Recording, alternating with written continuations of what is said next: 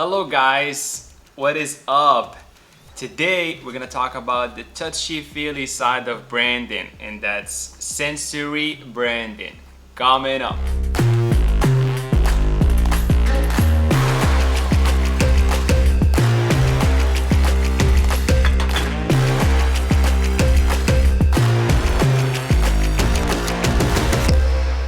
Hello guys, Hamza here with Brand New Dreams, and on this channel we talk everything branding for small businesses. And today we're gonna talk about sensory branding. What is sensory branding? Well, first, what is branding? Branding, it's not just deliberate differentiation. It's the world you create around your product or service. It's the story that people tell about your product or service. With branding, it's about the logo and the brand colors. With sensory branding, you take it a step further. It's about how your brand sometimes smells. It's about how your brand tastes. It's about how your brand feels. That sensory experience, it's what makes your brand feel tangible. It's what makes your brand feel real. What is real? How do you define real? If you're talking about what you can feel, what you can smell, what you can taste and see, then real is simply electrical signals interpreted by your brain. Well, in this life, this reality, this game, whatever you want to call it, those electrical signals really do matter. Sensory is important. Giving people the ability to remember and categorize a feeling is also important. Giving people the ability to recognize your brand based on a sensation is a powerful edge. We experience our reality through our sensory nervous system. That's just how our brains developed from childhood to adulthood to help us experience the world around us. Research shows that sensory play builds nervous connections in the brain's pathways, which lead to the child's ability to complete more complex learning tasks. Furthermore, sensory is on the rise. I know that sounds confusing. What do you mean sensory is on the rise, you may ask? Is feeling new to us? No. But the different types of pollution that we're exposed to every day is clouding our senses. So people seem to be logging for just sensing things more than ever. Have you heard of ASMR?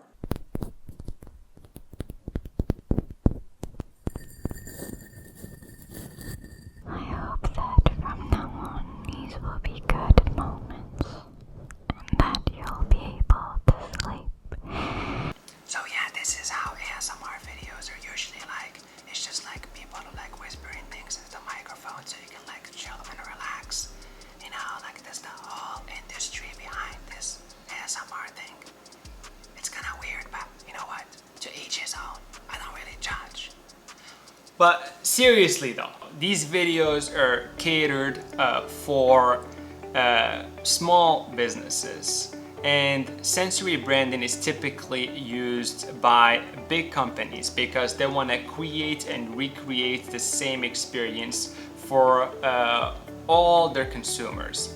Nonetheless, there is still a lot to learn from these guys, and there's still a lot to learn about sensory branding because you can still apply it to your small business.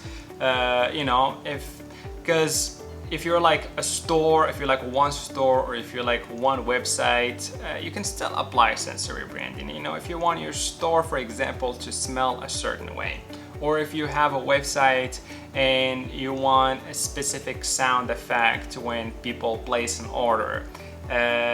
Or if you want to use like a specific family recipe in your products, maybe your restaurant, you want to use a specific family recipe.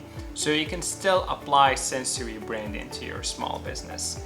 And yeah, what we're gonna do is that I want to give you guys examples of how the big boys do it, how big companies use sensory branding, and that's gonna give us the opportunity to learn from them and see what we can adopt maybe as a small business and what we can stay away from and that we don't need. So here are the types of sensory branding. Visual. Good brands are undeniably visual. Although simplicity is key here, It all starts with the logo and the brand colors. M&M's, for example, that M and that brand yellow are so basic, but how can you ignore it? It's so simple, yet it's so iconic. You can easily pick out M&M's branding in a store, in an airport, or swiping down on your phone. Audio. When I sit down to watch Netflix and I hear that intro sound effect that comes out with the logo,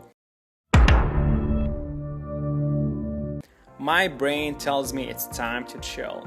It's just simple sound effect, yet it's so recognizable. Taste. The Big Mac sauce. I've had McDonald's around the world. The burger itself might taste a little different, but the sauce is always the same. That's how they managed to make one sandwich made by different people around the world taste identical.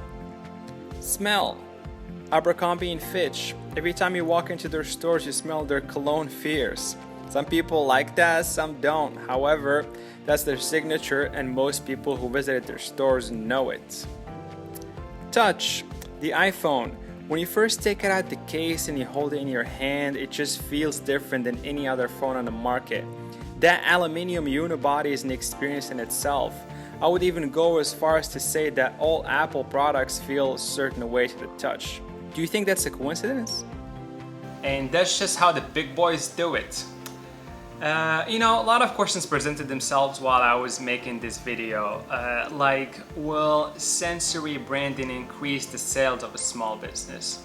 Would it work for a small business? Does it matter how people perceive your brand as a small business? Well, it came down to one thing: attention to detail. It shows that you care how people experience your brand. For me, it's just that simple. Don't just create a brand experience.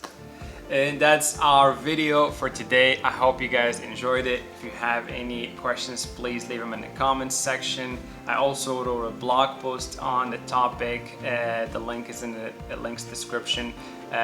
Also, all the show notes and the bullet points are there for you to review and share. And that is a wrap. We are done. That's sensory branding. Yeah, baby. Peace.